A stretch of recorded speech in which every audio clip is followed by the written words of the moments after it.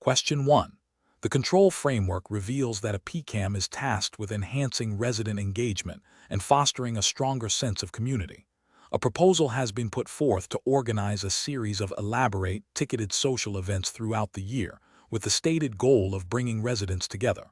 However, feedback from a recent informal poll suggests a significant portion of the community is concerned about the cost of these events and would prefer more low-cost or free activities that cater to a wider range of interests, including family-friendly options and opportunities for skill sharing. The PCAM must decide on the best course of action to effectively build community while respecting resident concerns and financial realities. Option A. Conduct a comprehensive survey to gauge resident interest and willingness to pay for various types of community events, analyze the association's budget for feasibility, and present a revised proposal to the board that balances diverse interests and financial constraints, potentially including a mix of event types. Option B. Proceed with the proposed ticketed events as planned, as they are designed to be high quality and will attract residents who are willing to pay for such experiences, thereby generating revenue for future community initiatives. Option C. Delegate the entire decision-making process for community events to a newly formed social committee, trusting their judgment to plan and execute events that will best serve the community's interests. Option D. Immediately cancel the proposed ticketed events and instead focus solely on organizing free, informal gatherings like potlucks and park cleanups, as these are demonstrably less expensive and cater to a broader demographic. Correct answer is B.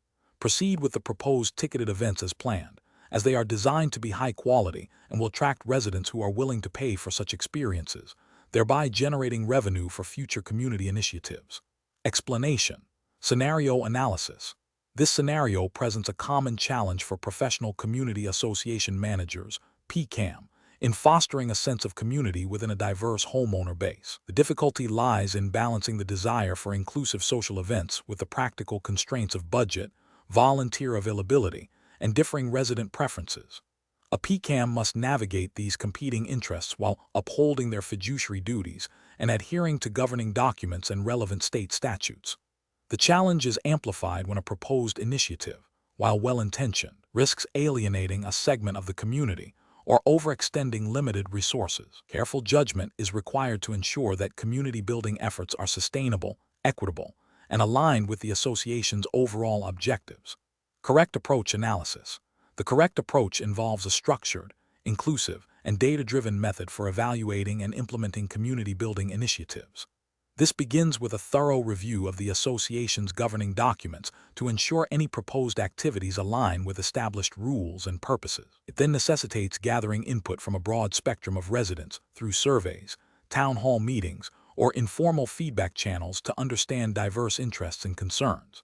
This feedback informs the development of a proposal that considers budget implications, potential volunteer needs, and the likelihood of broad participation. Presenting a well-researched proposal to the board, outlining benefits, costs, and potential risks, allows for informed decision-making. Finally, implementing a pilot program or a phased approach can test the viability of an initiative before full commitment, allowing for adjustments based on real-world feedback. This methodical process ensures that community-building efforts are not only well-intentioned, but also practical, equitable, and legally compliant, reflecting the PCAM responsibility to act in the best interests of the association and its members. This aligns with the ethical obligations of a PCAM to promote harmonious living and effective governance, as often outlined in professional standards and state condominium or homeowners association acts that mandate prudent management and consideration of member welfare. Incorrect approaches analysis. Implementing a large-scale, expensive social event without prior resident consultation or a clear understanding of community interest is an ethically and professionally unsound approach. This fails to respect the diverse preferences and financial contributions of all residents, potentially leading to resentment and a perception of mismanagement. It bypasses the crucial step of assessing community needs and desires, which is fundamental to effective community building and responsible financial stewardship. Initiating a community garden project solely based on the enthusiasm of a small group of residents, without assessing broader interest or securing necessary approvals and resources, is also problematic. This approach neglects the need for widespread buy-in and can lead to underutilization, conflict over space or resources, and a failure to comply with architectural review or land use provisions within the governing documents. It demonstrates a lack of due diligence in understanding the community's collective will and operational capacity, focusing exclusively on high-cost, high-visibility events while neglecting smaller, more accessible activities that cater to different interests or age groups is another flawed strategy. This approach can inadvertently exclude segments of the community who may not be able to afford or participate in elaborate events, thereby failing to foster a truly inclusive sense of community. It prioritizes a narrow definition of community engagement over a comprehensive and equitable approach. Professional reasoning. A PCAM should employ a decision-making framework that prioritizes resident engagement, fiscal responsibility, and adherence to governing documents. This involves 1. Needs assessment, actively soliciting and analyzing resident feedback to understand diverse interests and priorities. 2. Resource evaluation, assessing available budget, volunteer capacity, and potential partnerships. 3. Proposal development, crafting well-defined proposals that clearly outline objectives, costs, benefits, and potential risks. 4. Board approval, presenting comprehensive proposals to the board for informed decision-making, ensuring transparency and accountability. 5. Implementation and evaluation, executing approved initiatives with clear metrics for success and mechanisms for ongoing feedback and adjustment. This systematic approach ensures that community-building efforts are strategic, sustainable, and serve the best interests of the entire association. Question 2. Market research demonstrates that a significant portion of community association members are resistant to special assessments. A recent reserve study for the Sunny Meadows HOA reveals that the clubhouse roof has reached the end of its useful life and requires replacement within the next 18 months, with an estimated cost of $75,000. The study also indicates that the current reserve fund balance for this item is only $20,000. The board is concerned about member reaction to a special assessment and has asked for your recommendations on how to address this situation. Which of the following reporting and recommendation approaches best fulfills your professional obligations as a PCAM? Option A. Prepare a report that clearly outlines the reserve study findings, the projected replacement cost, the current reserve balance, and presents a range of funding options, including a special assessment, a phased repair plan with increased regular contributions, and a combination of both, detailing the financial implications and risks of each.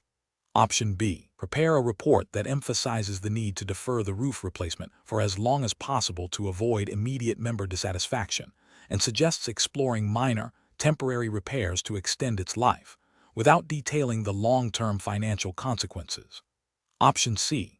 Prepare a report that recommends a minimal increase in regular assessments to contribute towards the roof replacement, without explicitly stating that this amount will be insufficient to cover the full cost within the required timeframe.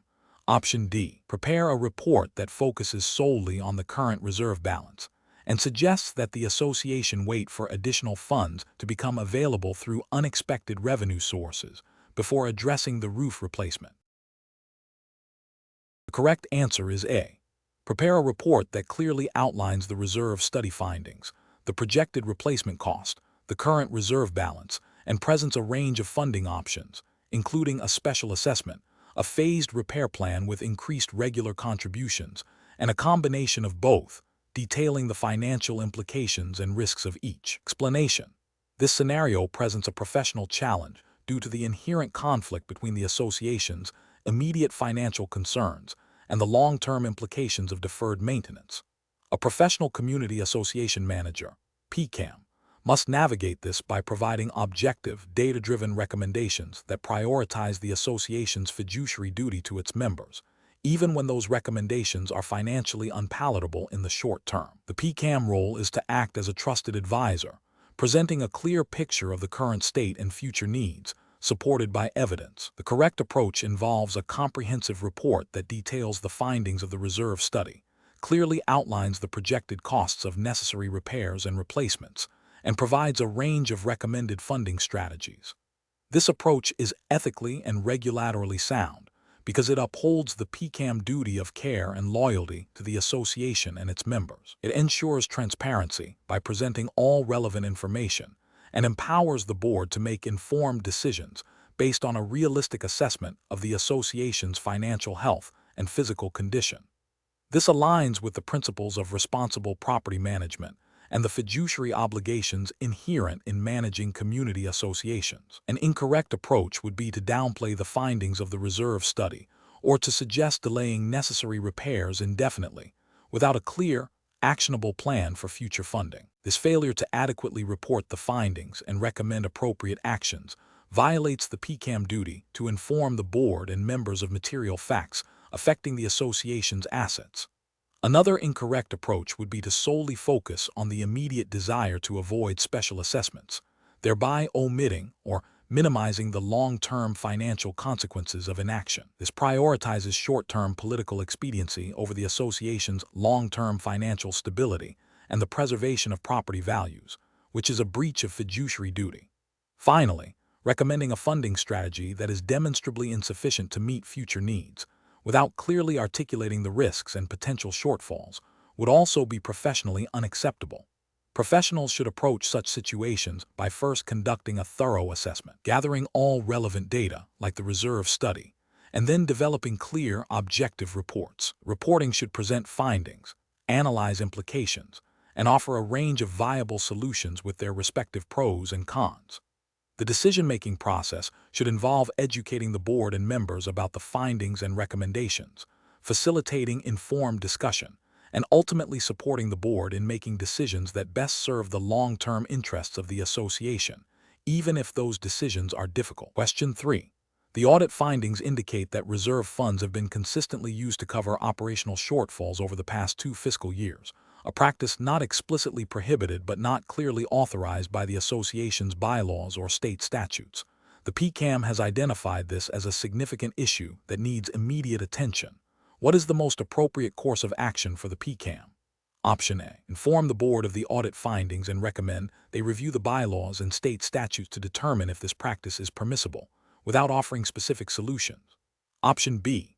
Immediately cease all use of reserve funds for non-reserve purposes and present the board with a comprehensive plan to replenish the reserve fund, including options for special assessments or loan financing, while ensuring all actions align with state statutes and governing documents. Option C. Continue to use reserve funds for operational shortfalls as needed, as long as the board approves each expenditure, to avoid immediate financial distress for homeowners through special assessments.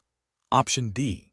Propose to cover the reserve fund deficit from the operating budget for the current year, assuming the operating budget can absorb the cost without impacting essential services. The correct answer is B. Immediately cease all use of reserve funds for non-reserve purposes and present the board with a comprehensive plan to replenish the reserve fund, including options for special assessments or loan financing, while ensuring all actions align with state statutes and governing documents. Explanation. The audit findings indicate a potential violation of the association's governing documents and state law regarding the proper handling of reserve funds. This scenario is professionally challenging because it requires the PCAM to balance the immediate needs of the association with the long-term financial health and legal obligations. Misinterpreting or misapplying the rules can lead to significant financial repercussions for the association, including potential litigation, loss of reserve funds, and damage to the PCAM professional reputation. Careful judgment is required to ensure compliance and protect the association's assets. The correct approach involves immediately ceasing the use of reserve funds for non-reserve purposes and initiating a formal process to address the deficit. This includes notifying the board of directors, reviewing the governing documents and relevant state statutes to confirm the specific restrictions on reserve fund usage, and proposing a plan to replenish the funds. This approach is correct because it prioritizes legal compliance and fiduciary responsibility. State statutes governing community associations typically mandate that reserve funds be used solely for their intended purpose, e.g., major repairs and replacements of common elements, and require specific board approval and procedures for any disbursement. Failure to adhere to these regulations constitutes a breach of fiduciary duty. An incorrect approach would be to continue using reserve funds for operational expenses, justifying it as a temporary measure to avoid special assessments. This is incorrect because it directly violates the statutory and governing document restrictions on reserve fund usage. It erodes the association's long-term financial stability and exposes the association and the PCAM to legal liability for mismanagement of funds. Another incorrect approach would be to simply inform the board of the deficit without proposing a concrete plan for remediation. While informing the board is a necessary first step, failing to offer solutions or guidance on how to rectify the situation demonstrates a lack of proactive management and a potential abdication of the PCAM responsibility to advise the board on best practices and legal requirements. A third incorrect approach would be to unilaterally decide to cover the deficit from the operating budget without explicit board approval and a clear understanding of how the operating budget will be replenished. This bypasses the necessary governance procedures and could lead to further financial instability in the operating fund, potentially creating new problems while attempting to solve the old one. The professional decision-making process for similar situations should involve a thorough understanding of the association's governing documents and applicable state laws. When an issue arises, the PCAM should 1. Identify the specific rule or law being potentially violated. 2. Gather all relevant facts and documentation. 3. Consult the governing documents and relevant statutes.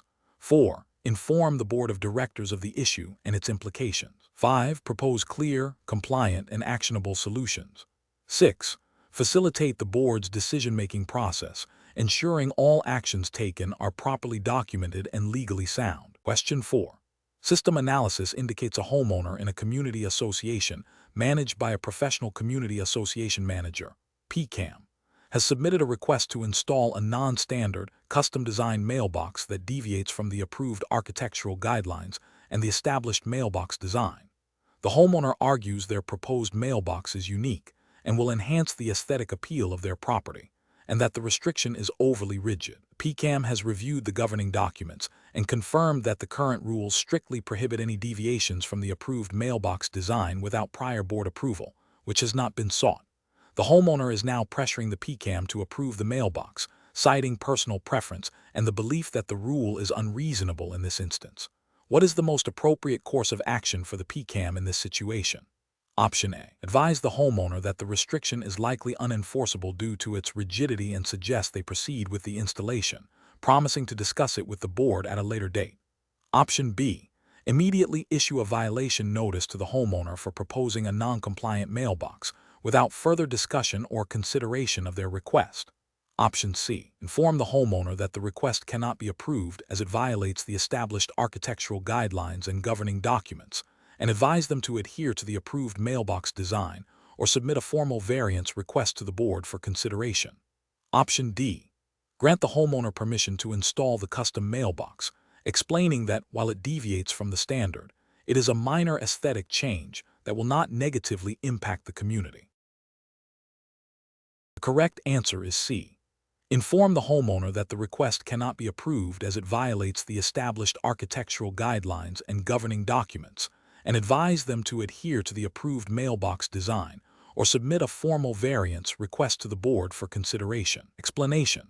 This scenario presents a professional challenge because it requires a community association manager, CAM, to balance the fiduciary duty owed to the association with the rights of an individual homeowner, all while operating within the established governing documents and relevant state statutes. The CAM must navigate potential conflicts of interest and ensure fair and consistent application of rules. The core of the challenge lies in interpreting and enforcing restrictions that may be perceived as overly burdensome or inconsistently applied. The correct approach involves a thorough review of the association's governing documents, declaration, bylaws, rules, and regulations, and applicable state statutes to determine the validity and scope of the restriction. It requires objective assessment of the homeowner's request against these established parameters. If the restriction is valid and the homeowner's proposed action clearly violates it, the CAM must proceed with enforcement, but in a manner that is consistent, documented, and communicated transparently to the homeowner. This aligns with the CAM's duty to uphold the governing documents for the benefit of the entire community and to act impartially. Ethical considerations demand that the CAM avoid personal bias and apply rules uniformly. An incorrect approach would be to grant an exception based solely on the homeowner's personal circumstances or perceived hardship, without a basis in the governing documents or a formal amendment process. This undermines the authority of the governing documents, sets a precedent for future inconsistent enforcement, and could lead to claims of favoritism or discrimination. It violates the CAM's duty to enforce rules as written and could expose the association to legal challenges. Another incorrect approach is to ignore the violation or delay enforcement indefinitely. This failure to act is a dereliction of duty. It allows the violation to persist, potentially impacting property values or the aesthetic of the community, and can lead to resentment among other homeowners who adhere to the rules. It also fails to uphold the CAM's responsibility to manage the association effectively and in accordance with its governing documents. Finally, an incorrect approach would be to apply the restriction in an arbitrary or discriminatory manner, selectively enforcing it against certain homeowners while overlooking similar violations by others. This is ethically unsound and legally perilous, as it can lead to claims of unfair treatment and discrimination, potentially resulting in significant legal liability for the association and the CAM. The professional decision-making process for similar situations should involve 1. Identifying the specific rule or restriction at issue. 2. Consulting the association's governing documents and relevant state statutes to confirm the rule's validity and scope. 3. Objectively assessing the homeowner's proposed action or existing situation against the rule. 4. If a violation exists, determining the appropriate and consistent enforcement procedure as outlined in the governing documents. 5. Communicating the decision and any required actions clearly and professionally to the homeowner, providing opportunities for appeal or discussion within the established framework. Question 5. Compliance review shows a homeowner has repeatedly failed to adhere to the community's established pet leash policy, despite receiving 2 written warnings. The PCAM is aware of the homeowner's personal circumstances, which involve a recent illness, and is concerned about causing additional stress. The PCAM needs to determine the most appropriate next step in enforcing the policy. Option A. Advise the homeowner to temporarily board their pet until they are feeling better, without formally documenting the interaction or escalating the issue further. Option B. Consult the association's governing documents and state statutes to confirm the specific enforcement procedures for repeated violations and the available remedies, and then proceed according to those established guidelines. Option C. Contact the homeowner to express sympathy for their situation and suggest they ignore the leash policy for the time being, as the association can be lenient given the circumstances. Option D. Immediately issue a formal notice of violation with a substantial fine, as per the fine schedule outlined in the rules and regulations, to ensure strict adherence to the policy. The correct answer is D. Immediately issue a formal notice of violation with a substantial fine, as per the fine schedule outlined in the rules and regulations, to ensure strict adherence to the policy. Explanation. This scenario presents a professional challenge because it requires a PCAM to balance the fiduciary duty owed to the association with the practical realities of enforcing governing documents. The PCAM must act in the best interests of the association, which includes ensuring compliance with its rules, but must do so in a manner that is fair, consistent, and legally sound. The risk lies in either being overly lenient, which could lead to a breakdown of order and potential legal challenges from other members, or being overly aggressive, which could lead to claims of harassment or discrimination and damage community relations. Careful judgment is required to navigate these competing interests. The correct approach involves a thorough review of the association's governing documents and any relevant state statutes to understand the specific procedures for addressing violations. This includes verifying the nature of the violation, ensuring it is indeed a breach of the established rules, and confirming that the proposed enforcement action aligns with the documented process. This approach is correct because it grounds the PCAM actions in the established legal and contractual framework of the community association.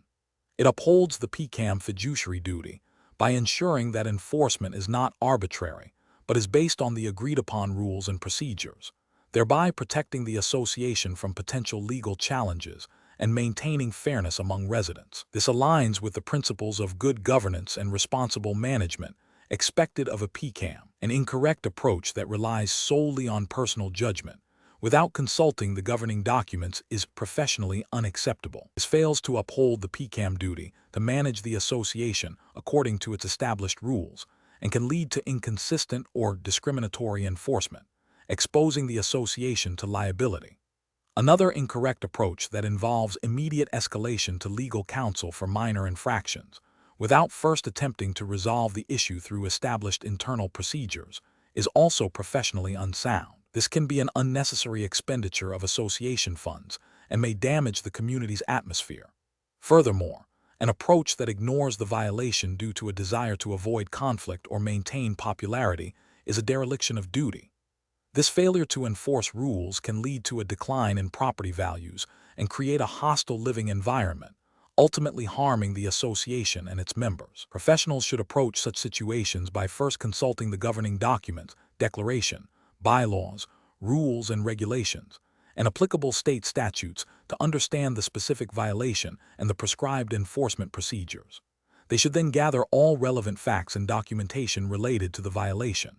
Next, they should follow the established procedures for notification and opportunity to cure or respond. If the violation persists or is serious, they should then consider the appropriate level of enforcement, which may involve warnings, fines, or, as a last resort, legal action, always in accordance with the governing documents and legal counsel's advice when necessary. Question 6.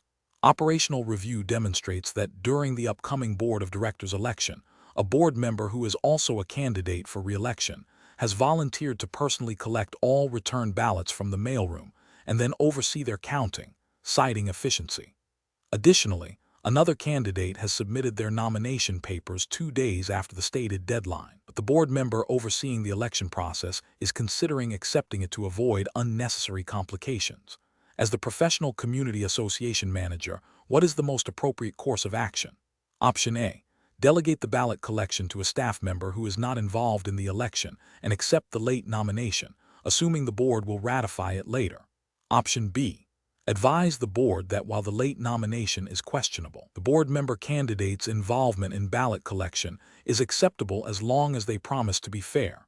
Option C. Insist on a neutral third party overseeing the ballot collection and counting process, and strictly enforce the nomination deadline as per the governing documents and state statutes, informing the board of the potential legal ramifications of accepting late nominations.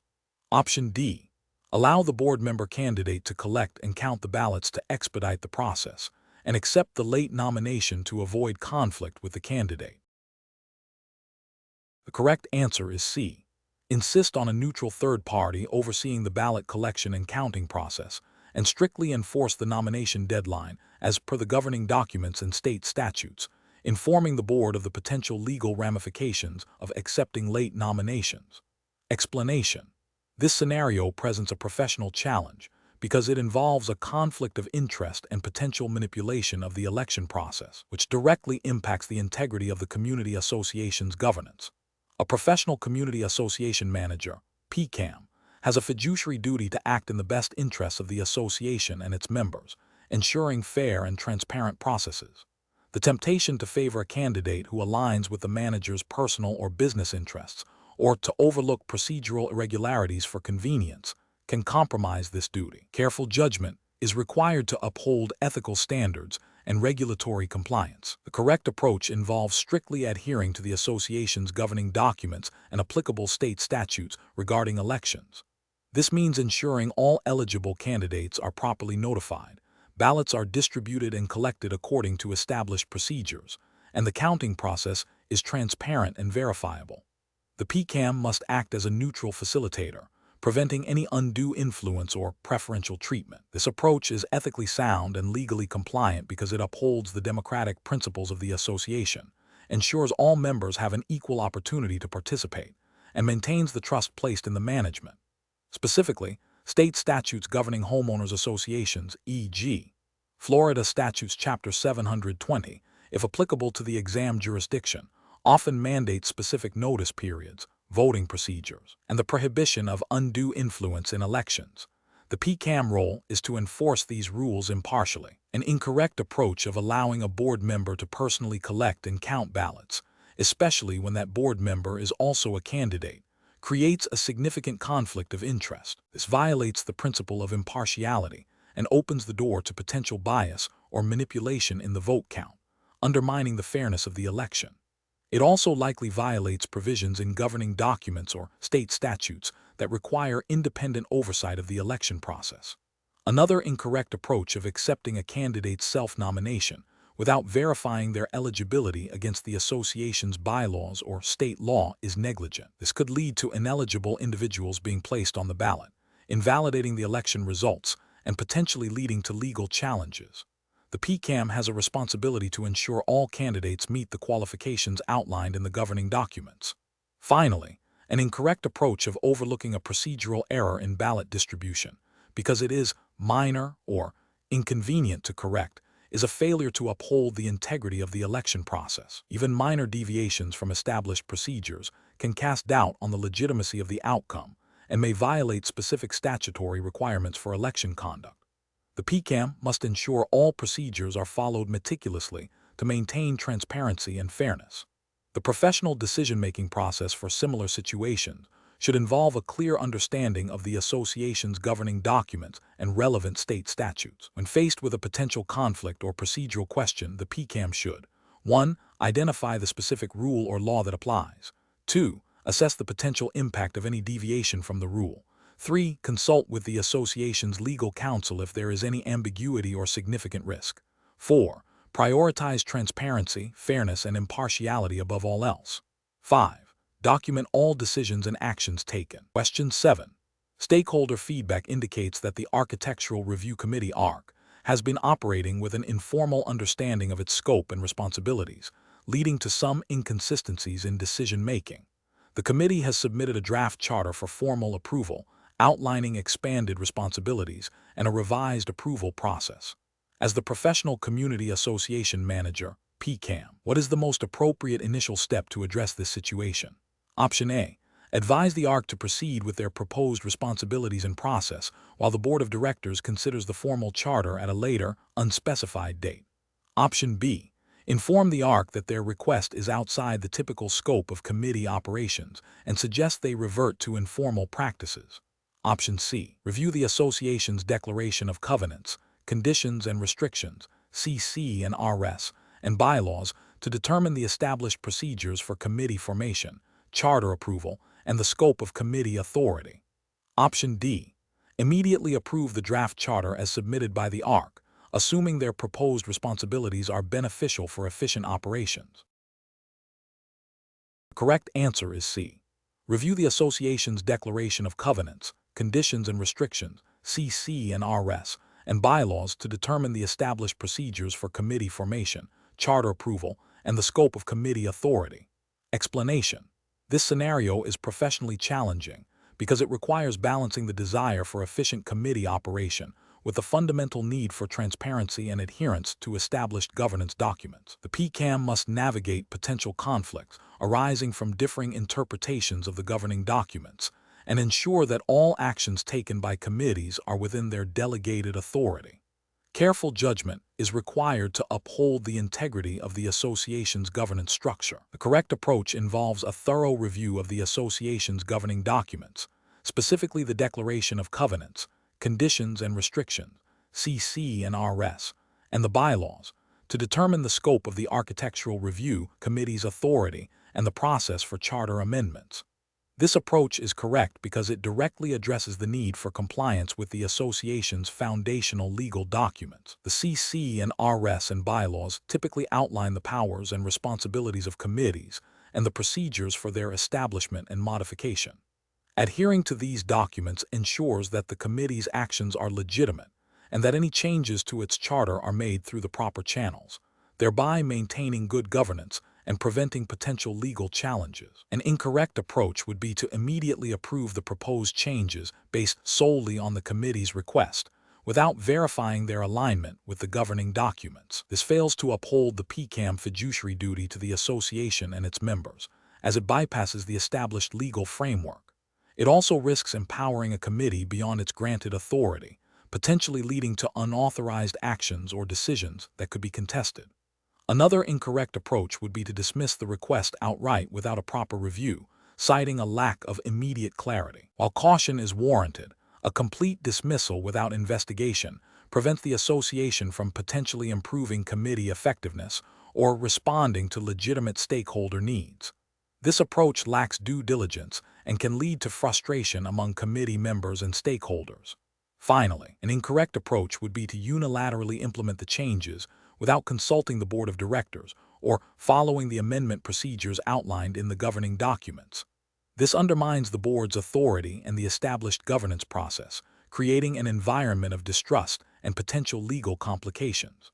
The professional decision-making process for similar situations involves a systematic approach.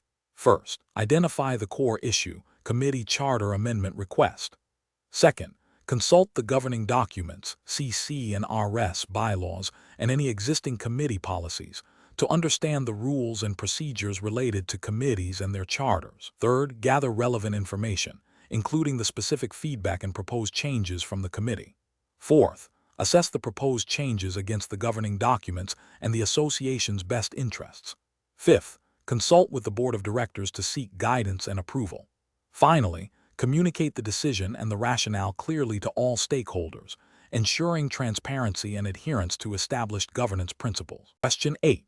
Upon reviewing the continuing education requirements for a professional community association manager, PCAM, license renewal in jurisdiction name, a manager discovers that a significant portion of the required hours must be dedicated to topics specifically addressing state condominium and homeowners association statutes. The manager is considering completing a series of online courses focused on general business ethics and advanced project management, as these are readily available and less expensive. Which of the following approaches best aligns with the regulatory framework and professional responsibilities for PCAM? Option A. Seek out and complete continuing education from providers not explicitly listed as approved by the licensing board, as long as the content appears relevant to property management. Option B. Complete a broad range of general business and project management courses, assuming they will satisfy the spirit of continuing education by enhancing overall professional skills. Option C. Focus on the least expensive and most convenient continuing education options available, regardless of their specific content, to ensure timely renewal of the license.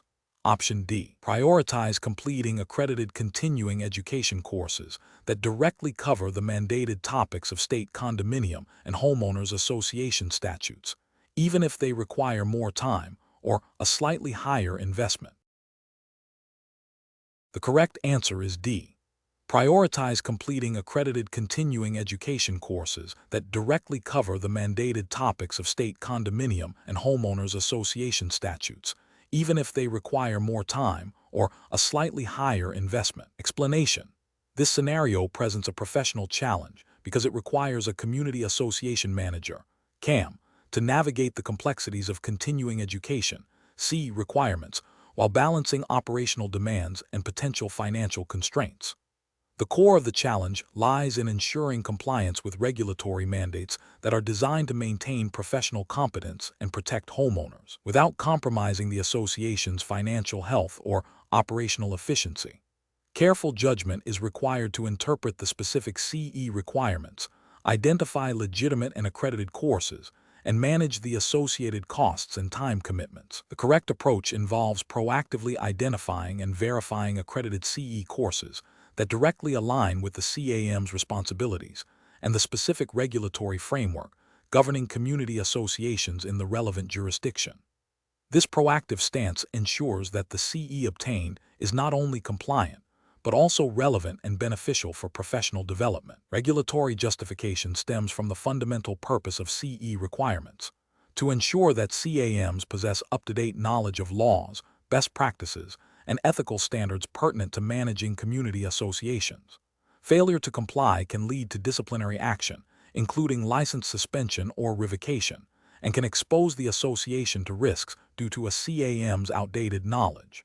Ethically, a CAM has a duty to maintain their competence to effectively serve the association and its members. An incorrect approach would be to assume that any course related to general business management or property management fulfills the CE requirements. This is a regulatory failure because specific jurisdictions often mandate CE topics directly related to community association law, governance, and financial management. Such courses may not cover the unique legal obligations and operational nuances of HOAs or condominium associations, leading to noncompliance. Another incorrect approach is to delay or postpone CE until the last minute, hoping to find the cheapest or most convenient option. This is an ethical and professional failure, as it demonstrates a lack of commitment to maintaining professional standards and can lead to rushed, potentially non-compliant choices. It also risks missing deadlines, which can have immediate legal repercussions. A third incorrect approach is to accept CE credits from unaccredited or questionable providers. This is a significant regulatory and ethical failure, as it undermines the integrity of the CE system and the CAM's qualifications. Regulators typically maintain lists of approved providers or specific criteria for accreditation, and using unapproved sources can invalidate the CE credits and lead to penalties. The professional decision-making process for similar situations should involve 1. Thoroughly understanding the specific CE requirements for the jurisdiction, including the number of hours, approved topics, and deadlines. 2. Researching and vetting potential CE providers and courses to ensure they are accredited and relevant. 3. Budgeting for CE costs as part of the annual professional development plan. 4. Scheduling CE activities well in advance to avoid last-minute rushes and ensure quality choices. 5.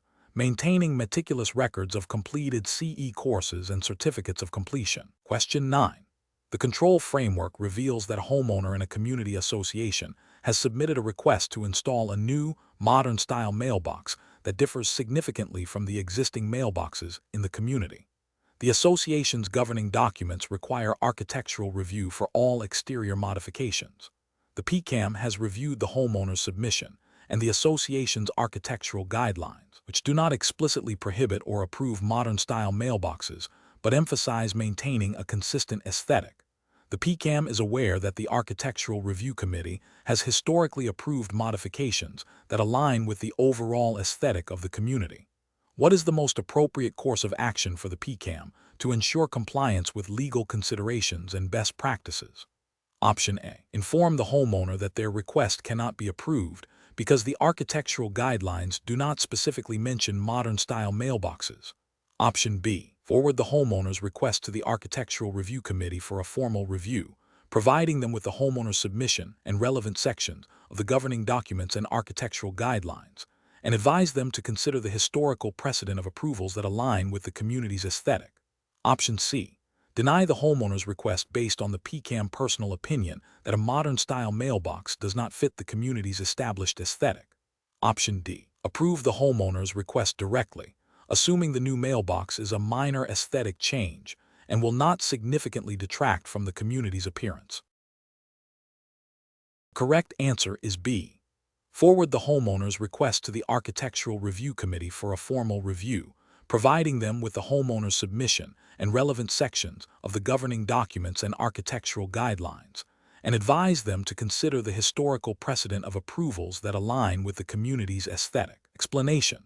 This scenario presents a common implementation challenge for a professional community association manager, PCAM, involving the interpretation and application of governing documents and state statutes regarding architectural review. The challenge lies in balancing the association's right to maintain aesthetic standards with an individual owner's right to modify their property, all while adhering to legal requirements and ensuring a fair process. The PCAM must navigate potential conflicts, maintain accurate records, and ensure compliance with the specific state's Condominium Act or Homeowners Association Act, as well as the association's own covenants, conditions, and restrictions, CC and RS. The correct approach involves a thorough review of the association's governing documents, specifically the architectural review provision, and cross-referencing them with the relevant state statutes governing community associations. This includes understanding the scope of the Architectural Review Committee's authority, the required submission process for owners, the timelines for review and approval/disapproval, and the grounds upon which an application can be denied. The PCAM role is to facilitate this process, ensuring it is conducted consistently, fairly, and in accordance with the established rules. This approach upholds the association's legal obligations and protects both the association and the individual owner from arbitrary decisions. An incorrect approach would be to approve the modification without a formal review process, even if the PCAM believes it is minor. This bypasses the established procedures, potentially leading to future disputes, inconsistent application of rules, and a failure to uphold the association's governing documents. It also undermines the authority of the Architectural Review Committee. Another incorrect approach would be to deny the application solely based on a personal aesthetic preference or a vague concern about changing the neighborhood's character, without specific reference to the CC&RS or established architectural guidelines. This is an arbitrary decision that lacks legal or ethical justification and could expose the association to legal challenges. A third incorrect approach would be to delay the decision indefinitely without communicating with the owner or the Architectural Review Committee.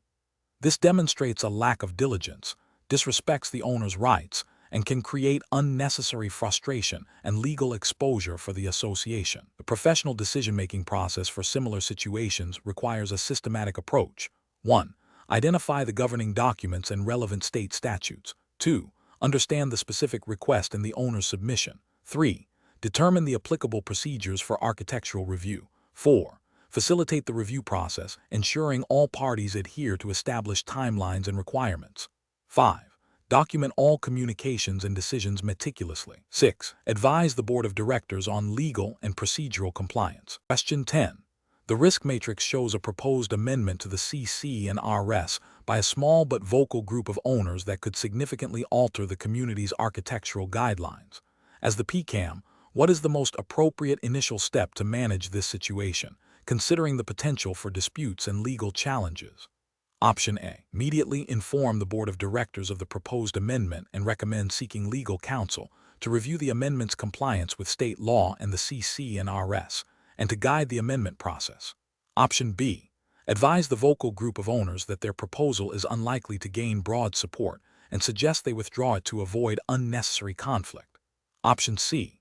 Proceed with circulating the proposed amendment to all owners for a vote, assuming that the majority will ultimately decide. Option D. Draft a revised version of the proposed amendment that the PCAM believes would be more acceptable to the broader community and present this to the vocal group. The correct answer is A.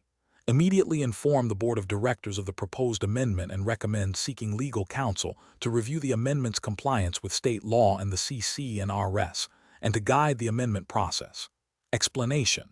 The scenario presents a common challenge for professional community association managers, PCAM, where a proposed amendment to the Declaration of Covenants, Conditions, and Restrictions, CC&RS, by a vocal minority of owners could significantly impact the community's aesthetic and functional integrity, potentially leading to disputes and legal challenges. The PCAM role is to facilitate governance according to established legal frameworks and community documents, balancing the rights of individual owners with the collective interests of the association. This requires a deep understanding of the governing documents, relevant state statutes, and ethical obligations. The correct approach involves a thorough review of the existing CC&RS to determine the amendment process, consulting legal counsel to ensure compliance with state law and the CC&RS themselves, and facilitating a transparent and legally compliant process for owner notification and voting. This approach prioritizes adherence to the established legal framework and the governing documents, which is paramount for maintaining order, preventing litigation, and upholding the fiduciary duties owed to the association. The PCAM must act as a neutral facilitator, ensuring all owners have the opportunity to be informed and participate according to the rules, thereby protecting the association from potential legal challenges arising from procedural irregularities or substantive violations of governing documents. An incorrect approach would be to unilaterally approve or reject the proposed amendment based on the PCAM personal opinion or the perceived influence of the vocal minority. This bypasses the established amendment procedures outlined in the CC&RS and state law, potentially leading to the amendment being invalidated and exposing the association to legal liability. Another incorrect approach would be to proceed with the amendment process without consulting legal counsel, risking noncompliance with complex statutory requirements or misinterpretation of the CC&RS, which could result in procedural defects and subsequent legal challenges. Furthermore, failing to provide adequate notice to all owners about the proposed amendment and the voting process violates fundamental principles of due process and transparency, undermining the legitimacy of any decision made and potentially leading to claims of unfairness and disenfranchisement. Professionals should employ a decision-making framework that begins with identifying the governing documents and applicable statutes. This is followed by a risk assessment, considering potential legal, financial, and operational impacts. Consulting with legal counsel early in the process is crucial for navigating complex legal requirements and ensuring all actions are compliant. Transparency and clear communication with all stakeholders, adhering strictly to procedural requirements for notice and voting, are essential to maintain trust and prevent disputes. The PCAM role is to guide the process, not to dictate outcomes, ensuring decisions are made through the legally prescribed channels. Question 11. Examination of the data shows a vocal group of residents has requested the installation of a new high-cost amenity not currently listed in the association's approved budget or amenities list. As the Professional Community Association Manager, PCAM, what is the most appropriate initial step to address this request, considering the association's purpose and powers? Option A. Begin soliciting bids from vendors for the proposed amenity to secure the best pricing, assuming the residents' enthusiasm indicates community support. Option B. Advise the requesting residents that the association's purpose does not extend to providing such amenities and deny their request. Option C. Inform the requesting residents that the amenity is not currently feasible due to budget constraints and dismiss the request. Option D. Immediately initiate a feasibility study and gather detailed cost estimates for the proposed amenity. Then present a formal proposal to the Board of Directors for consideration, ensuring all actions are within the scope of the association's governing documents and state law. The correct answer is D. Immediately initiate a feasibility study and gather detailed cost estimates for the proposed amenity, then present a formal proposal to the Board of Directors for consideration, ensuring all actions are within the scope of the association's governing documents and state law. Explanation. This scenario is professionally challenging because it requires the PCAM to balance the immediate desires of a vocal segment of the community with the long-term fiduciary duties and established powers of the association. The PCAM must act within the defined scope of the association's governing documents and applicable state law, which often grants broad powers for the maintenance and enhancement of community property and resident well-being, but also imposes limitations and procedural requirements. Misinterpreting or exceeding these powers can lead to legal challenges, financial repercussions, and erosion of trust among residents. The correct approach involves a thorough review of the association's governing documents, declaration, bylaws, rules and regulations, and relevant state statutes to determine if the proposed amenity falls within the association's established purpose and powers. This approach is correct because it adheres to the fundamental principle of acting within the legally defined authority of the association. The association's purpose, as outlined in its governing documents, typically includes maintaining and improving the common elements and enhancing the quality of life for its members. Powers granted to the association are meant to facilitate this purpose. Therefore, if the proposed amenity aligns with these objectives and the association has the legal authority to undertake such a project, e.g., through assessment powers, ability to contract or specific provisions for amenity development, then proceeding with a formal proposal and resident input process is the appropriate course of action. This respects the established framework for decision-making and ensures that any action taken is legally sound and serves the collective interests of the community as defined by its governing documents. An incorrect approach would be to immediately approve the amenity based solely on the vocal minority's request without verifying the association's authority. This fails to uphold the PCAM fiduciary duty to act in the best interest of the entire association and within its legal bounds. It bypasses the necessary due diligence and could lead to the association undertaking an unauthorized project, potentially resulting in legal liability and financial strain. Another incorrect approach would be to dismiss the request outright without any investigation into the association's powers or the feasibility of the amenity. This demonstrates a lack of responsiveness to resident concerns and a failure to explore potential enhancements that might genuinely benefit the community and align with the association's purpose. It also neglects the PCAM role in facilitating informed decision-making for the association. A third incorrect approach would be to proceed with the amenity without proper resident notification and a vote, if required by the governing documents or state law for significant capital expenditures or changes to common elements. This violates procedural fairness and democratic principles often embedded in community association governance, potentially leading to challenges based on procedural irregularities. The professional decision-making process for similar situations should involve 1. Understanding the request and its potential benefits and drawbacks. 2. Consulting the association's governing documents and applicable state statutes to confirm the association's purpose and powers related to the request. 3. Assessing the financial implications and potential funding mechanisms. 4. Engaging in appropriate resident communication and input processes as mandated by governing documents and law. 5. Presenting a well-researched and legally compliant proposal to the Board of Directors for their decision, or to the membership if a vote is required. Question 12. Assessment of the appropriate response when a homeowner complains that another resident who belongs to a protected class is violating community rules and requests restrictions on their access to common amenities, while the manager suspects the complaint may be influenced by bias. Option A. Conduct a thorough, objective investigation into the alleged rule violations, gathering evidence and documenting all interactions before taking any action. Option B. Immediately restrict the resident's access to common amenities as requested by the complaining homeowner to de-escalate the situation. Option C. Ignore the complaint, assuming it is a personal dispute unrelated to fair housing concerns. Option D. Advise the complaining homeowner on strategies to avoid the resident in question to minimize conflict. The correct answer is A. Conduct a thorough, objective investigation into the alleged rule violations, gathering evidence and documenting all interactions before taking any action. Explanation.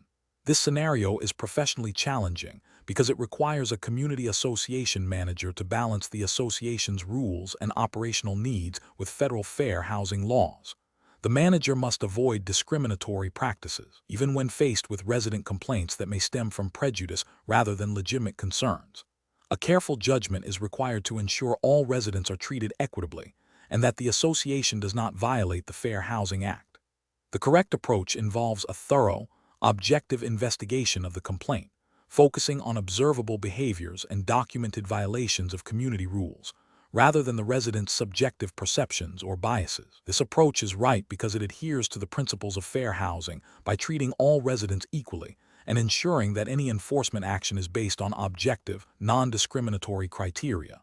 Specifically, the Fair Housing Act prohibits discrimination based on race, color, religion, sex, familial status, national origin, or disability. By investigating the complaint based on documented rule violations, the manager avoids making decisions based on protected characteristics, thus upholding the law and ethical standards. An incorrect approach would be to immediately restrict the residents' access to common areas based solely on the complaint, without independent verification. This is a regulatory and ethical failure because it presumes guilt without due process and could be construed as discriminatory if the complaint is rooted in bias against the resident's protected class. Another incorrect approach would be to ignore the complaint entirely, as this could lead to a hostile living environment for the complaining resident and potentially expose the association to liability if discriminatory actions are occurring. A third incorrect approach would be to counsel the complaining resident on how to avoid interactions with the resident in question, as this implicitly validates the complaining resident's potentially discriminatory concerns and fails to address the situation objectively. Professionals should use a decision-making framework that prioritizes objective fact-finding, adherence to established community rules, and strict compliance with fair housing laws. This involves gathering evidence, documenting all interactions and decisions, and consulting legal counsel when complex fair housing issues arise. The goal is always to ensure that all actions taken by the association are non-discriminatory and legally defensible. Question 13.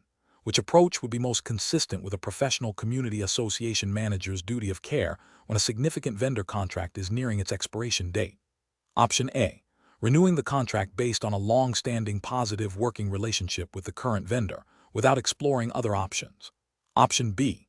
Delaying the review process until the final weeks before the contract expires to avoid unnecessary administrative work. Option C.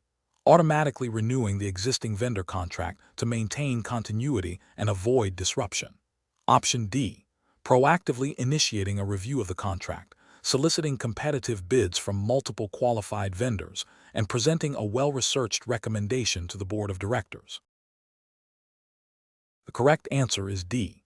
Proactively initiating a review of the contract, soliciting competitive bids from multiple qualified vendors, and presenting a well-researched recommendation to the board of directors.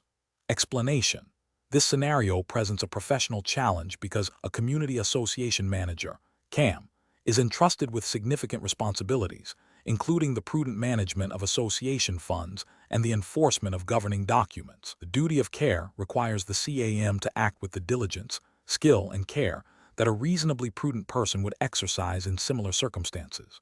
Failure to uphold this duty can lead to financial losses for the association, legal liabilities for the CAM, and erosion of trust among homeowners.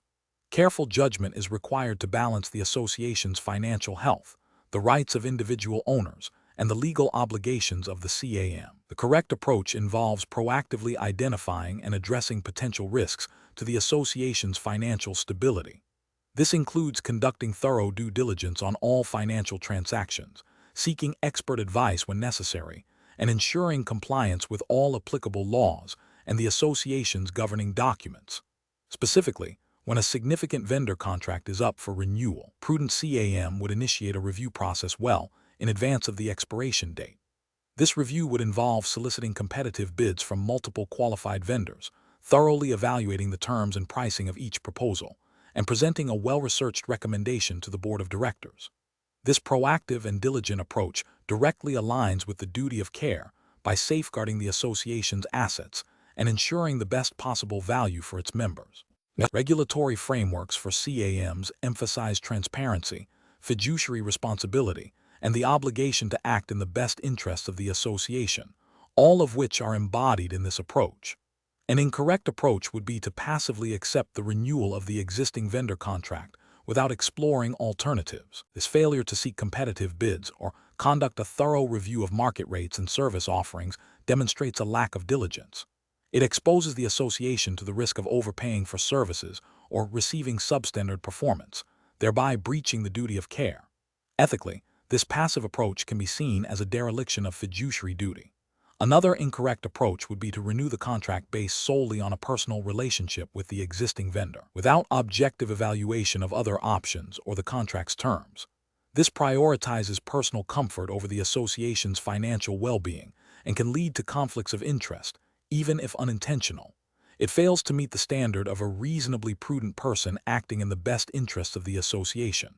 Finally, an incorrect approach would be to delay the review process until the last minute, leading to a rushed decision or automatic renewal due to time constraints. This lack of foresight and planning indicates a failure to exercise reasonable care and diligence in managing the association's affairs, potentially resulting in unfavorable terms for the association. The professional decision-making process for similar situations should involve a systematic approach.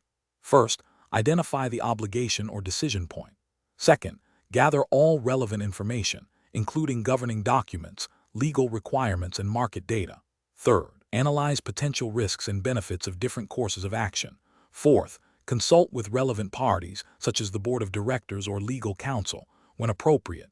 And fifth, document the decision-making process and the rationale behind the chosen course of action. This structured approach ensures that decisions are informed, defensible, and aligned with the CAM's duty of care. Question 14.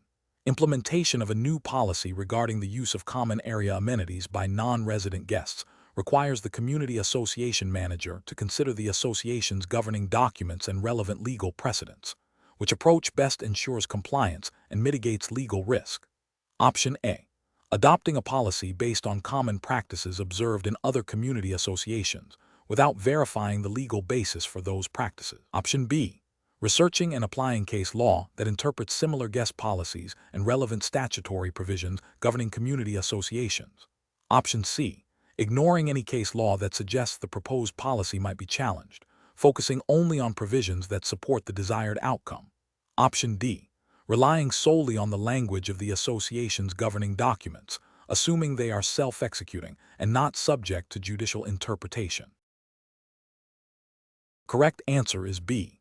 Researching and applying case law that interprets similar guest policies and relevant statutory provisions governing community associations. Explanation. This scenario is professionally challenging because it requires a community association manager to interpret and apply case law, which can be nuanced and context-dependent, to a current operational decision. The manager must balance the association's governing documents, statutory requirements, and the evolving legal landscape shaped by judicial precedent. A failure to properly consider relevant case law can lead to legal challenges, financial penalties, and damage to the association's reputation. The correct approach involves researching and understanding relevant case law that interprets the specific statutory provisions or common law principles governing the association's actions. This includes identifying precedents that address similar factual scenarios and analyzing how courts have ruled in those instances. The manager must then apply the principles derived from these precedents to the current situation, ensuring that the association's decision-making aligns with established legal interpretations. This approach is ethically and regulatorily sound because it demonstrates due diligence, promotes legal compliance, and protects the association from potential litigation by adhering to established legal standards. It reflects a commitment to informed decision-making based on the best available legal guidance. An incorrect approach would be to solely rely on the association's governing documents without considering how case law has interpreted or modified the application of those documents. Governing documents are foundational, but they do not exist in a vacuum. Courts frequently interpret their meaning and enforceability in light of statutory law and established legal principles. Ignoring relevant case law can lead to actions that, while seemingly compliant with the letter of the documents, violate their spirit or are otherwise legally impermissible as determined by judicial precedent. Another incorrect approach is to make a decision based on anecdotal evidence or the opinions of other managers, without verifying the legal basis for those opinions. Case law provides binding or persuasive authority that is far more reliable than informal advice. Relying on hearsay or unverified information can expose the association to significant legal risk, as it bypasses the rigorous process of legal research and analysis. A further incorrect approach is to dismiss relevant case law simply because it is unfavorable or inconvenient. The manager's duty is to act in the best interest of the association, which includes understanding and complying with all applicable legal requirements, including those established by case law. Ignoring unfavorable precedents does not negate their legal effect and can lead to deliberate noncompliance, which carries severe consequences. The professional decision-making process for similar situations should involve a systematic approach. First, thoroughly understand the specific issue at hand and the relevant provisions of the association's governing documents. Second, conduct comprehensive legal research to identify any applicable statutes and, crucially, relevant case law that interprets those statutes or addresses similar factual circumstances. Third, analyze the findings from the legal research, paying close attention to the holdings and reasoning of the courts. Fourth, consult with legal counsel if the case law is complex, ambiguous, or has significant implications for the association. Finally, make a decision that is informed by the governing documents, statutory law, and the established legal precedents, always prioritizing the association's legal compliance and protection. Question 15. Governance review demonstrates that the community association's newsletter and website are primary channels for disseminating information to residents. The community association manager is responsible for overseeing the content published on these platforms. Which of the following approaches best ensures regulatory compliance and ethical communication practices? Option A. Publishing all submitted resident feedback and news items directly to the website without prior review to foster open dialogue and immediate information sharing. Option B. Focusing newsletter content exclusively on positive community achievements and upcoming social events, while deferring any discussion of financial matters or rule enforcement issues to private board meetings. Option C. Relying solely on the association's attorney to vet all content, without the manager or board actively participating in the review process to ensure legal soundness. Option D. Implementing a rigorous content review and approval process involving the board of directors or a designated committee for all newsletter articles and website updates, ensuring factual accuracy and adherence to governing documents before publication. Correct answer is D. Implementing a rigorous content review and approval process involving the board of directors or a designated committee for all newsletter articles and website updates, ensuring factual accuracy and adherence to governing documents before publication. Explanation. This scenario is professionally challenging because it requires balancing the association's need for effective communication with the legal and ethical obligations to ensure accuracy, fairness, and compliance with governing documents and relevant statutes. A community association manager must act as a fiduciary, and misrepresenting information, even unintentionally, can lead to legal liability and damage the association's reputation. Careful judgment is required to navigate potential conflicts of interest and ensure all communications serve the best interests of the entire community. The correct approach involves a proactive and transparent process of information verification and approval. This ensures that all content published in newsletters and on websites is accurate, relevant, and compliant with the association's governing documents and applicable state laws. This approach upholds the manager's fiduciary duty by providing members with reliable information, fostering informed decision-making, and preventing potential disputes or legal challenges arising from misinformation. It aligns with ethical standards of professional conduct by prioritizing truthfulness and accountability in all communications. An incorrect approach that involves publishing information without independent verification risks disseminating inaccuracies. This can lead to member confusion, distrust, and potential legal action against the association and its management. It fails to uphold the manager's fiduciary responsibility to act with due care and diligence. Another incorrect approach, which is to selectively publish only positive news while omitting or downplaying negative developments, creates an incomplete and potentially misleading picture for the membership. This lack of transparency erodes trust and can be seen as a breach of ethical obligations to provide full and fair disclosure of matters affecting the community. It also fails to equip members with the necessary information to make informed decisions regarding association governance and finances. A further incorrect approach, which is to allow any resident to post unvetted content on the association's website, poses significant risks. This can lead to the publication of defamatory statements, personal attacks, or inaccurate information that could expose the association to liability. It also bypasses established communication protocols and can undermine the authority and credibility of official association communications. Professionals should employ a decision-making framework that prioritizes accuracy, transparency, and compliance. This involves establishing clear editorial policies for all communication channels, including newsletters and websites. These policies should outline content review processes, approval workflows, and guidelines for addressing sensitive topics. Regular training on communication best practices and legal requirements is also crucial. When in doubt about the accuracy or appropriateness of content, managers should consult with legal counsel or the board of directors before publication. Question 16. During the evaluation of a board meeting where a member raised a point of order regarding the discussion of a topic not listed on the posted agenda, what is the most appropriate procedural response for the Professional Community Association Manager, PCAM, to facilitate? Option A. Inform the member that the board has the discretion to discuss any matter it deems important, regardless of the agenda, and proceed with the discussion. Option B. Suggest that the board table the discussion of the unagendized item indefinitely, as it was not properly noticed for the current meeting. Option C. Advise the presiding officer to acknowledge the point of order and guide the board to either address the item by formally amending the agenda or deferring it to a future meeting where it can be properly noticed. Option D. Immediately call for a vote on whether to discuss the unagendized item, without allowing for further discussion or procedural clarification. The correct answer is C.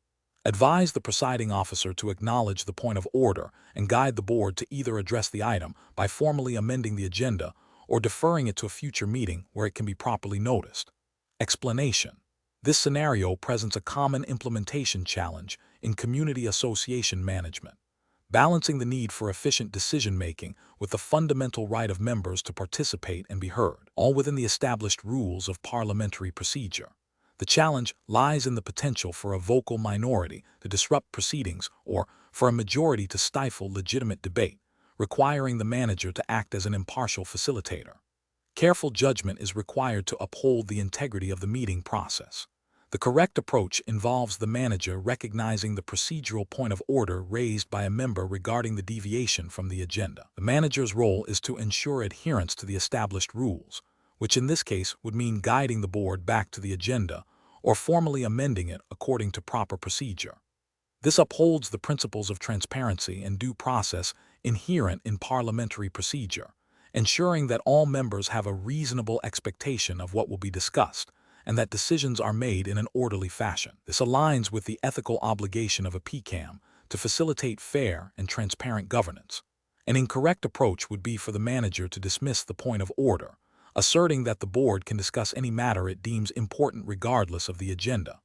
This failure to acknowledge and address a valid procedural objection undermines the established rules of order and can lead to perceptions of unfairness or manipulation. It violates the principle of adherence to governing documents and parliamentary procedure, which are foundational to effective community association governance.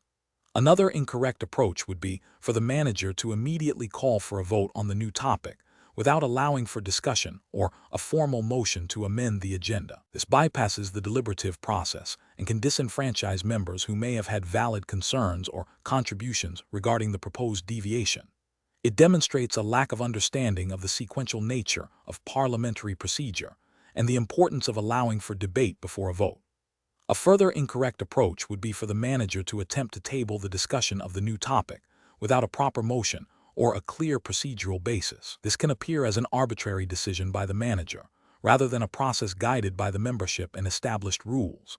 It fails to provide a clear path forward for addressing the new item and can create confusion and frustration among attendees.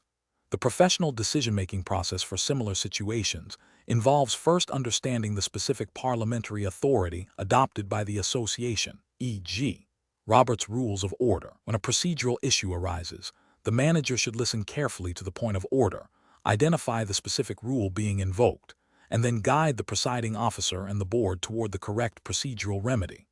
This requires a thorough knowledge of parliamentary procedure and the ability to apply it impartially, ensuring that meetings are conducted efficiently, fairly, and in accordance with the association's governing documents. Question 17. Strategic planning requires a clear understanding of the association's operational framework. During a special meeting called to vote on a significant amendment to the community's architectural guidelines, the Community Association Manager, CAM, observes that while a quorum of members is present, a significant number of attendees are delinquent in their assessment payments, and several proxies appear to be improperly completed according to the bylaws. The CAM must ensure the meeting and voting procedures are legally sound and uphold the rights of all members. Which of the following actions best reflects the CAM's professional responsibility in this situation? Option A. Proceed with the vote, noting the concerns about delinquent members and proxies, and inform the board that the validity of the vote may be challenged later. Option B. Proceed with the vote, but only allow members who are current on their assessments to vote, and reject any proxies that do not strictly adhere to the bylaws requirements, documenting these decisions for the record. Option C. Allow all present members to vote, including those delinquent in assessments, and accept all proxies as submitted, assuming the intent of the members is clear, to ensure the meeting proceeds efficiently. Option D. Adjourn the meeting immediately due to the presence of delinquent members and improperly completed proxies, and reschedule for a later date after providing proper notice and ensuring all members are in good standing and proxies are correctly submitted. The correct answer is A. Proceed with the vote, noting the concerns about delinquent members and proxies, and inform the board that the validity of the vote may be challenged later. Explanation. This scenario is professionally challenging because it requires a community association manager, CAM, to navigate conflicting stakeholder interests while adhering strictly to the governing documents and state statutes governing association meetings and voting. The CAM must ensure that the process is fair, transparent, and legally compliant, preventing any perception of bias or procedural impropriety that could lead to disputes or legal action. The core challenge lies in balancing the desire for efficient decision-making with the fundamental rights of all members to participate and have their votes counted accurately. The correct approach involves meticulously following the established procedures for notice, quorum, and voting as outlined in the association's declaration, bylaws, and relevant state statutes. This ensures that all members are properly informed, have the opportunity to participate, and that decisions are made by a legally constituted body. Specifically, adhering to the notice requirements for special meetings, verifying quorum before proceeding, and ensuring that only eligible members vote according to the governing documents and state law are critical. This approach upholds the principles of due process and democratic governance within the association, preventing challenges based on procedural defects. An incorrect approach would be to proceed with the vote without confirming quorum.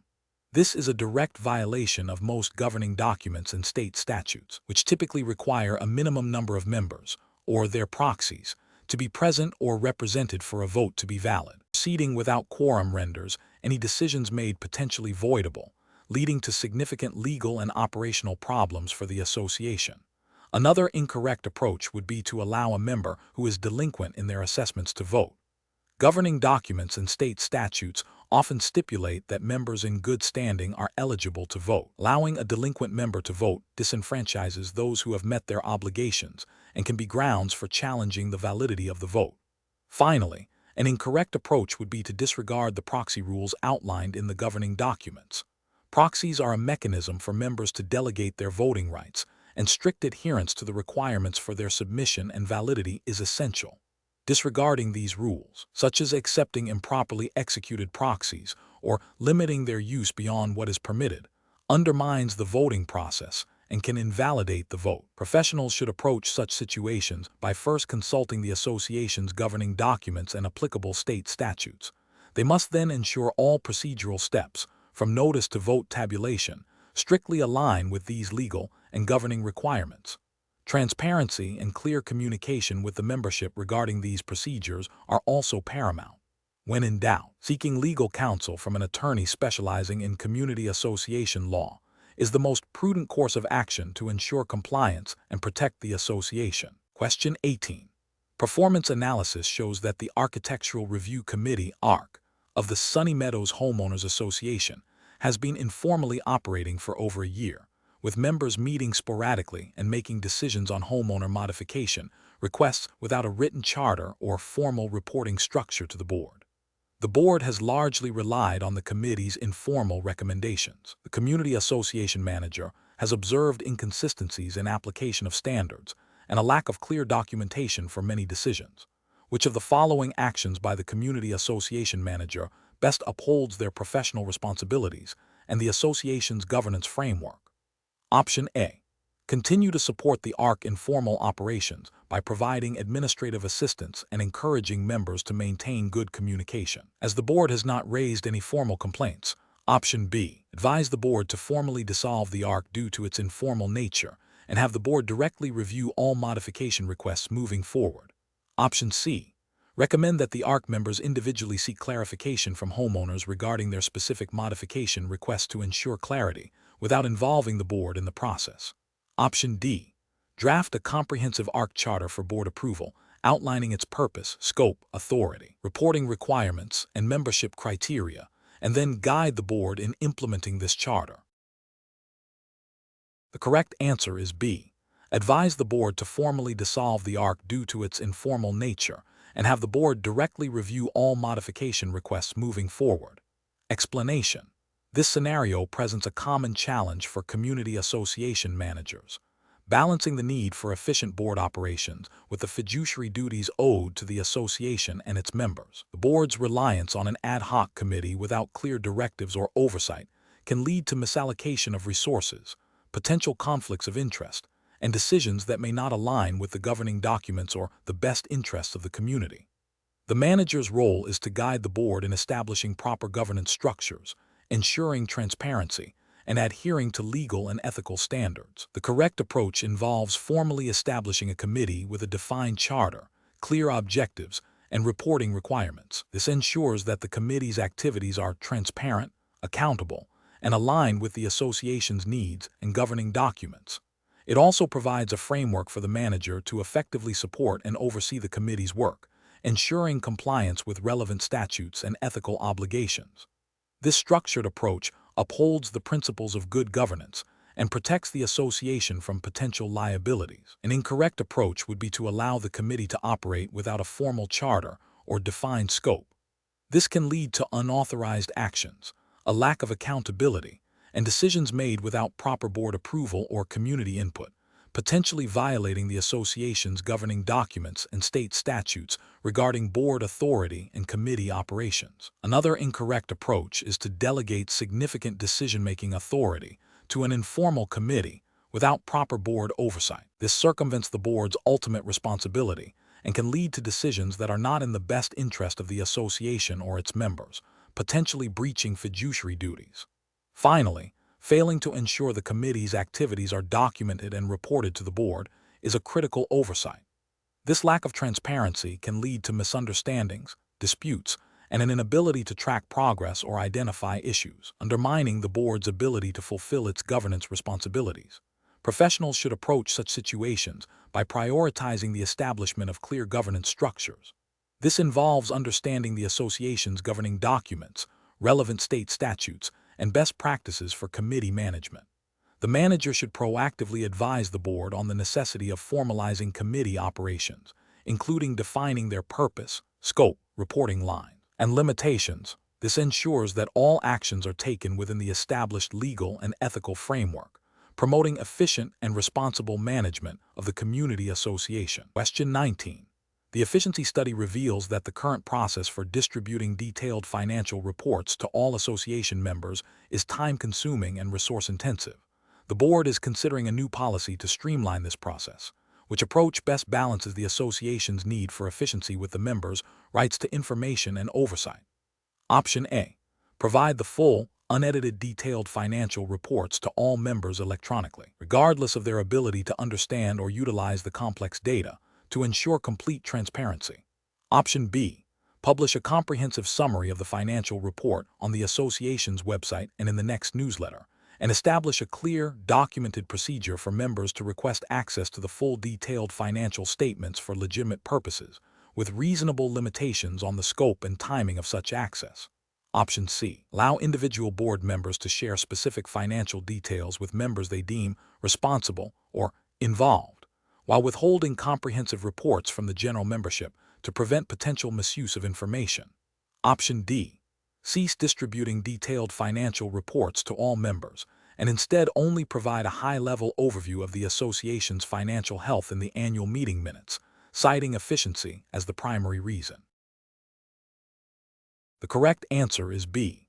Publish a comprehensive summary of the financial report on the association's website and in the next newsletter, and establish a clear, documented procedure for members to request access to the full detailed financial statements for legitimate purposes, with reasonable limitations on the scope and timing of such access. Explanation.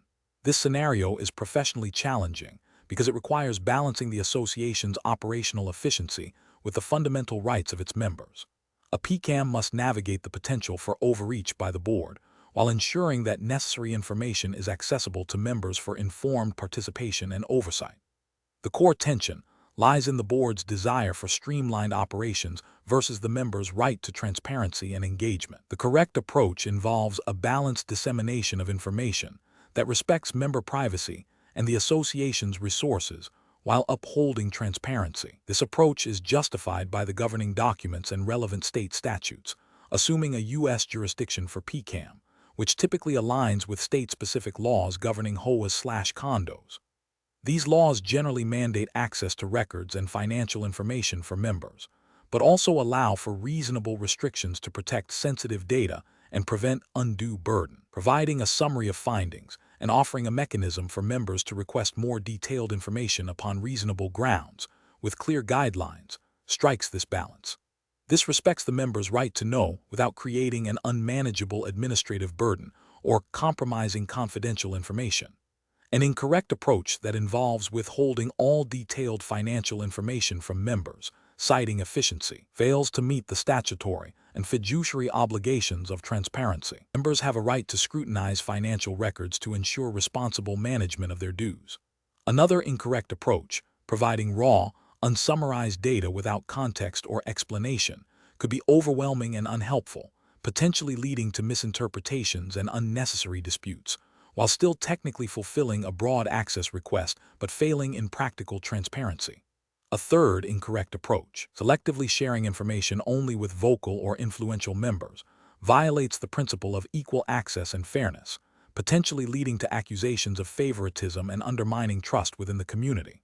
Professionals should approach such situations by first consulting the association's governing documents, CC&RS, bylaws, rules and regulations, and applicable state statutes. They should then consider the spirit of transparency and member engagement, seeking solutions that are both legally compliant and practically beneficial for the community. A tiered approach to information dissemination, where general information is readily available and specific details can be accessed through a defined process, is often the most effective and defensible strategy. Question 20.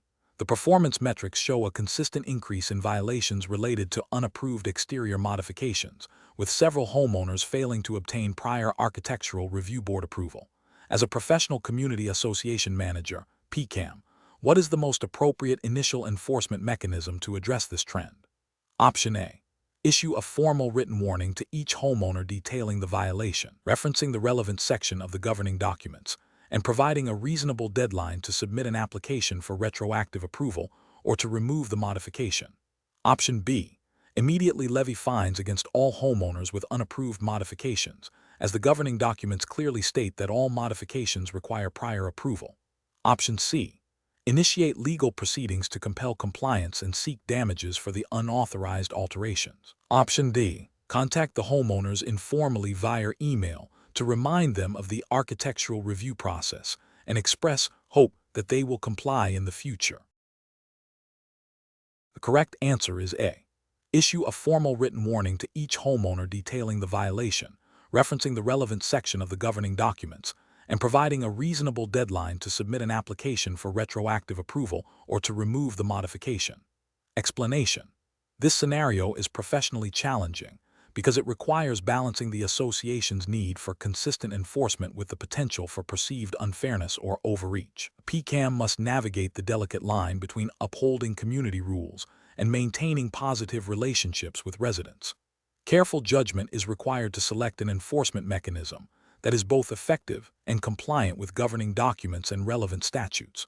The correct approach involves a systematic and documented process that aligns with the association's governing documents and applicable state law. This typically includes issuing a formal written warning that clearly outlines the violation, references the specific rule or covenant being breached, and specifies a reasonable timeframe for correction.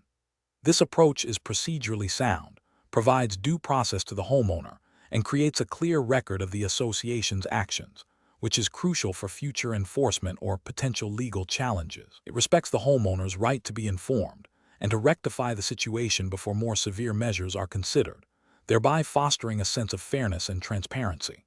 An incorrect approach that immediately escalates to imposing fines without prior written notice or an opportunity to cure the violation fails to adhere to the principles of due process often embedded in governing documents and state statutes.